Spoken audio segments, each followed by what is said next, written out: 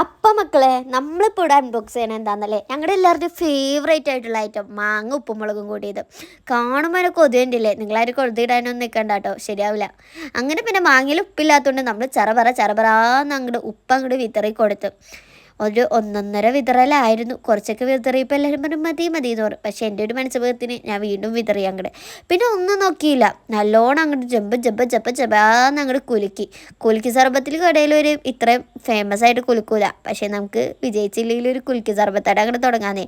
പിന്നെ ഒന്നും നോക്കിയില്ല, കുലുക്കി കഴിഞ്ഞിട്ട് നമ്മൾ നേരെ എടുത്ത് ഒരു മാങ്ങ പീസ് അങ്ങോട്ട് വായിലേക്ക് വെച്ചു.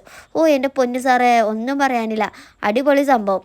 പിന്നെ ഒന്നും നോക്കിയില്ല, അപ്പുറത്തിരുന്ന് കുറേ ഞങ്ങൾ കൊതിയിട്ടുണ്ട്, നേരത്തെ അവർക്ക് തന്നെ കൊടുത്തതിനിപ്പോൾ എന്താ അവസ്ഥയെന്ന് നിങ്ങൾക്ക് ഇപ്പം തന്നെ കണ്ടാൽ മനസ്സിലാവും. ഏറ്റവും വലിയ പീസ് എടുത്ത് നേരെ കൈരക്കലാക്കി. പിന്നെ നമ്മളൊന്നും നോക്കില്ല, നമ്മളത്ര ശരിയാവില്ലല്ലോ, ക്ലാസ്സിൽ മൊത്തം എല്ലാവർക്കും അങ്ങോട്ട് കൊടുത്ത്. പിന്നെ ഇവിടെ നോക്കിയപ്പോൾ ഒരാളുടെ 2 പീസ്